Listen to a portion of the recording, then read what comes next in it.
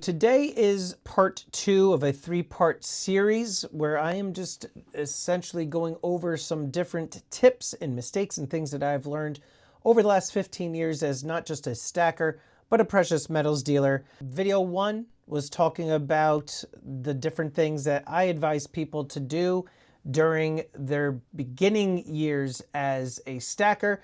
But part 2 and part 3 are going to be essentially geared towards the people that are looking to buy and sell precious metals. And this also can benefit those of you that are stackers, because at some point, the majority of you would want to sell off your stack. So anyway, let's just jump right into it.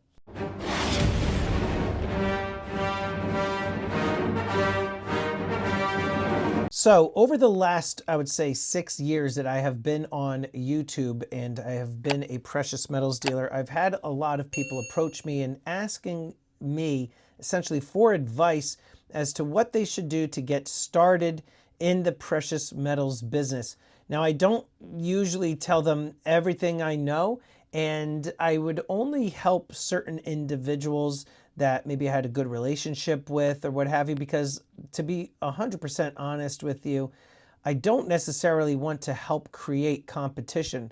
The more people that are out there essentially buying and selling precious metals as dealers, that's more competition. Some people might view it as a positive thing. I'm a little bit more competitive, and I don't really view more people diluting the marketplace as a positive thing for me and other dealers who are already in existence. However, I decided today that I am going to share some tips, which is pretty basic, and some things that if you just do some, real easy, quick research, you would be able to find this information out, no problem. But you know what? I'm going to maybe even save you the extra time and let you know what are some things that I would say you should do when it comes to getting into the precious metals business and becoming a dealer. So tip number 1, I would say you want to start with a goal. What is it that you want to do as a dealer? Is this something that you want to do as a side hustle? Is it something that you want to do full time? What are you looking to do? Sometimes people just see people selling on various platforms, whether it be TikTok, YouTube, Instagram, Facebook, whatnot, and they say, oh, you know what? That looks pretty easy and awesome, and they seem to be making good money. I'm going to do that too. Just jumping right into it, not having any goal or any sort of plan. So I would recommend that you have a goal or a plan. The reason being is that it will help guide you with your decision making and your strategy and what you are buying and how you are selling. So have a goal. Do you want to be a social media buyer and seller, such as myself and a lot of other people that are on the various platforms? Do you want to be just a person that has an office by appointment only and just buy and sell from and to the public? Do you want to have a brick and mortar business, like a traditional coin shop? What is it that you want to do and get out of this? If you just enjoy the hobby and you love being around precious metals and coins and numismatics and things like that, yes, it's great to be able to essentially live your hobby and make a living off of your hobby, but just keep in mind, it also is work. And yes, there's that saying, love what you do, etc. But at some point, guys, I got to tell you, you do get sick of precious metals, all right? It does get boring sometimes. Sometimes you don't feel like dealing with it. And that's just like anything, right? If you're dealing with something day in and day out, you kind of get sick of it. So keep in mind that you want to have a goal. Step 2, have a budget. Very important, or I'd say tip number 2. When you're starting out in precious metals and dealing in precious metals, silver and gold, you'll find that you need a lot of money, because it doesn't get you very far. I would say in order to really start off properly, you want to start with $100,000. I know that that is not realistic for a lot of people who want to get into it. So for the people that can't really just dive right in with 100 grand and get a decent amount of inventory set up and some equipment and what have you, then I would say maybe start with $10,000. And even then, that doesn't buy you a lot. I mean, that will buy you, right here. Actually, this is what it would buy you. Not even. These are each like $2,750, $2,800 a piece. This is $10,000 right here. You're not going to really do a whole heck of a lot with just this here. So the point is, you want to have a decent budget, and you want to not only have the budget to buy your precious metals to sell, but you also are going to want to have money on hand to buy from people and to buy precious metals. Sometimes you'll get a deal and you're going to be looking to buy some inventory, and you need to have the cash on hand. So this is just to show you again, this doesn't really get you a lot, $10,000.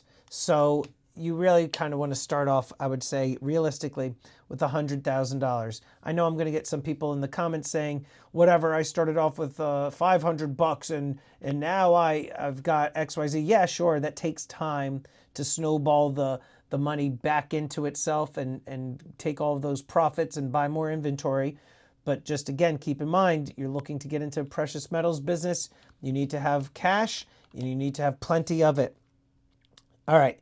I would say tip number 3 is to have a name. What is the name going to be? My background, I went to school for marketing. I was in marketing and sales for the beginning of my career. Now I'm in education. But I would say you need to have a brand. What is the name going to be? What's the logo going to be? What drives me nuts, oftentimes I see on Instagram, there are some people that design stickers for other individuals, cute pictures and stuff with all these different things on it. And people say, man, I love this new logo for my channel. And what drives me absolutely nuts is that they are not logos. Those are just images or cool stickers. Logos have very minimalistic, imagery. The Nike swoosh, the McDonald's arches, Apple, right? So think of a logo, think of a name, and you can also think about other marketing and things that you're going to do to market yourself. Tip 4, I would say, is to have a business address. The reason being is that if you're getting into precious metals, you have to keep track of all of the money in and out. Again, you are looking to do this as a dealer. You have to do things on the up and up. The IRS can track everything. Now, I know a lot of people will say, oh, I'm just going to, deal in cash or what have you. Fine. But if you're somebody that's going to be online, and you're taking payments via PayPal, Cash App, Venmo, Apple Pay, credit card, Zelle, etc., that stuff is all tracked and traced. So you want to get a business address. And the reason I'm saying this to get a business address is because you are going to want to have an LLC, limited liability company. That way you can keep all of the assets that you are operating with in your business separate from your own. That way, God forbid, something were to ever happen and you are sued, your business is what is going to be hit, not you, right? If somebody was going to come after me for something, they would be suing the business, and my home and all of the other things, my assets, they are separate from the business. So you want to keep that in mind. Also, it's for legitimacy purposes. I know a lot of people that have dealt with me over the years, they've said that they've preferred to deal with me because I'm not a fly-by-night operation. I'm actually a registered business in the state of New Jersey. I've been around for, several years, and it's just not somebody operating out of the basement in their home. So you want to get an LLC. It's protection for you. It's legitimacy. And you'll also need this for wholesalers, which I'm going to get into in just a moment. But before I do, I wanted to talk about this, which was sent to me from Spectres. Now, I just recently did a review of their Teddy Roosevelt hunting knife back there.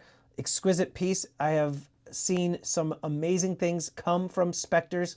And so today I'm very excited to review this coin here, being that I am such a fan of this genre and subject matter.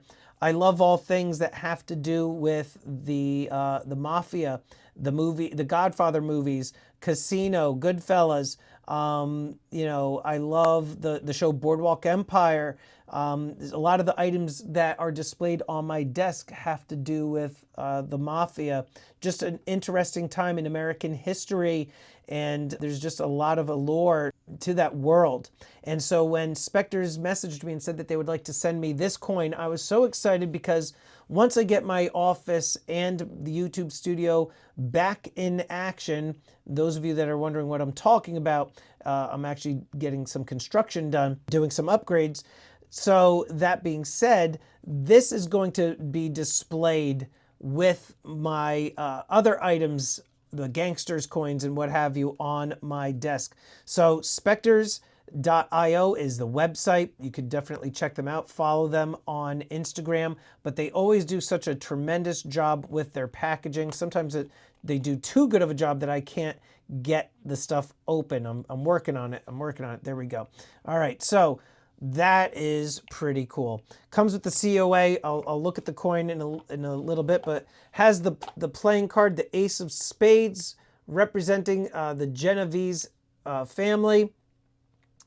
And this is number, my eyesight is getting worse and worse, 184 of 500. So, okay, we got the Ace of Spades playing card, and just really, really, really cool. All right, let's take a look here. So the Genovese family, for those of you that don't know, it's got some nice heft to it too. This is a 2-ounce coin.